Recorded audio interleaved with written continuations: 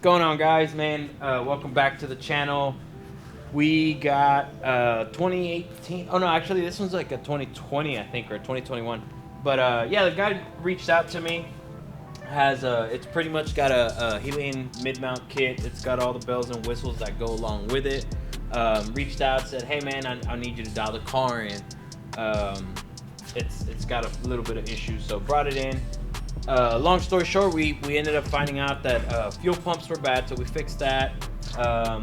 Man, there was like water hitting the mass airflow, so we sorted that issue out, and now finally we're doing some upgrades. So we're gonna tear this thing apart, do head studs, head gaskets, valve springs. It's just an upgrade that you kind of need when you're running the Helian kit. It builds a lot of back pressure, so that right there is what kind of solves that issue. But yeah, so stay tuned. We're gonna put this on some time lapse as we tear it apart, and also as it goes back together, make full video out of it for you guys. All right.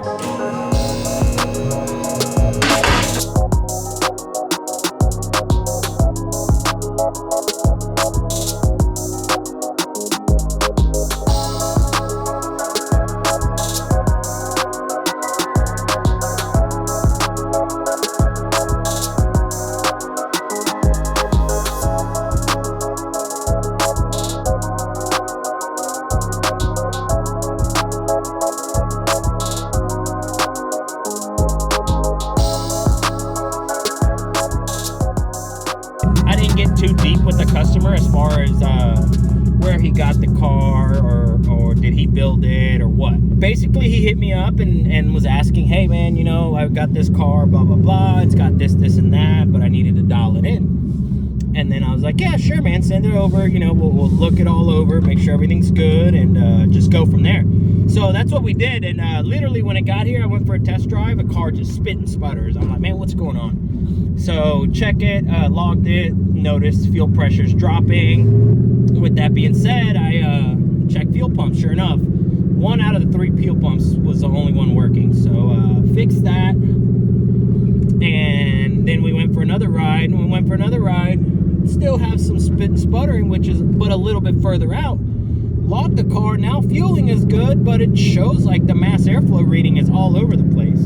You know, John's like, man, just check it. He's like, make sure there's nothing in you know, hitting the mass airflow or whatever. So we do that, we check it, and sure enough, man, there's water in the intercooler. Like, how does that happen? I don't know. It's a low mount deal. They have velocity stacks. I don't know. So it had a little bit of water, and it was just enough to smash on the mass airflow to fucking throw the reading wrong. So cleared that out. Went for another ride after we fixed that, and the car started pulling good. But as you start getting into the, you know, 13, 14 PSI range, you'll start hearing the valve flow. Mind you, this is not me trying to upsell the turbo kit or anything like that, but this is me just pretty much giving an explanation on this Helian kit. This is actually one of the first ones we get, you know. So long story short, I think the design on it, a lot of the little things cause the back pressure. It could be from the way that the headers are designed, which is a smaller runner than what we run. 2-bolt flange. The transition there is very, very cheaply made, MIG welded, just half-ass cut, stuff like that. So I think per se that's a big issue, right? This one has the aftermarket headers from Helian and all that good stuff. So I could say that's a lot of the issue as far as back pressure. Another thing, man, the way they have the scavenge pump, yeah, it's awesome that it's a mechanical pump, but the way everything is designed, where it drives on the cam and all of that, I mean, you're using a bolt that's probably 3.5, 4 inches long, which if people know, or if you know the Helian kits or the Gen 3 cars, they have issues with breaking the crank snout and stuff like that. So for you to put another drive on the actual crank, it doesn't seem to be a good idea. So, but that's just my opinion, you know, take it with a grain of salt. I'm not sure, but that's what I saw. But anyways, got it all sorted out. We pulled the motor, we did head studs, we did valve springs, we did head gaskets. I checked all oil lines, redid a bunch of stuff, redid all the vacuum lines, made it really nice, assure that everything works. There's not going to be no vacuum lines, so everything's zip tied. All the hoses on the vacuum lines for the boost control, the blow-off valve, the wastegates, they're all tied and secured, you know, so there's no leak there. But got that sorted out, and man, literally this is gonna be the first trip with it after we did all that. So let's see how it acts, let's see how it feels, and see if we can get into the 13-14 psi range now without having a sputter. So anyways, here we go, enough talking.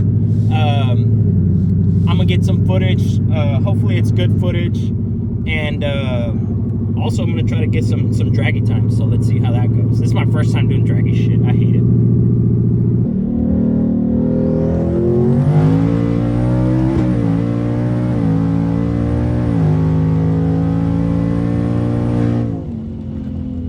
Alright, so made the first rip on 12 psi, and it felt good, revved all the way through, and ran a 525 in the 60 to 130, which in all honesty, that's pretty good for 12 psi. And I try to brake boost it a little bit, but seems like if you're holding the brake, it deactivates the throttle. It's a typical Ford thing. There needs to be adjustment for, or it needs to be adjusted. But yeah, so that's that. We're gonna go ahead and go to its fourth setting, which his fourth setting was right around 14 pounds or so. So we're gonna go off of that and then see what happens.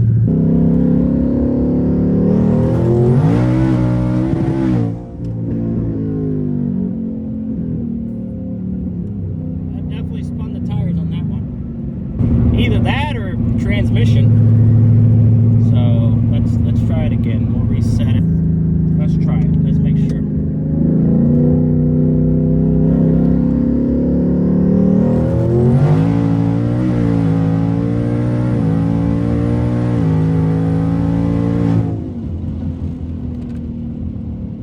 That was better. But yeah, it definitely feels like the trans is not like a solid 14 psi hit. 481, good. I'm happy with that. Once the customer gets it back, he can probably go bottom fours, you know. Hell, maybe even a high 3. It's just a matter of trying it and checking it out. I am gonna check the trans fluid level on it, just to verify. I know we checked it when we had it up in the air, but we checked it when we had it up in the air, but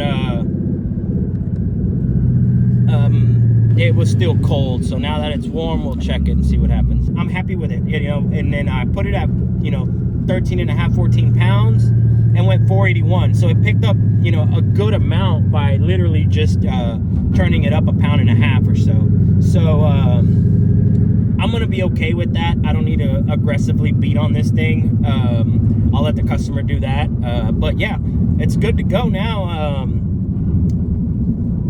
Anybody has any you know, issues or any build related questions, or wants us to do something similar, feel free, give me a shout. I don't discriminate, you know, whatever turbo kit you got, whatever upgrades you got, or if you don't have upgrades in period, you know, we can do it all.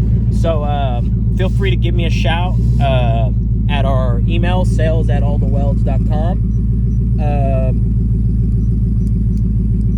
We got our website being worked on right now. It's gonna be pretty fucking badass. It's gonna allow you guys to buy everything that I offer, from vacuum block kits, from, you know, the methanol kits that we use, from the turbo kit. And the turbo kit's broken down in individual pieces where you can just buy the headers, you can just buy, you know, the charge pipes, you can just buy the down pipes. However you guys want to do that, you can buy that. You can buy the oil line kits.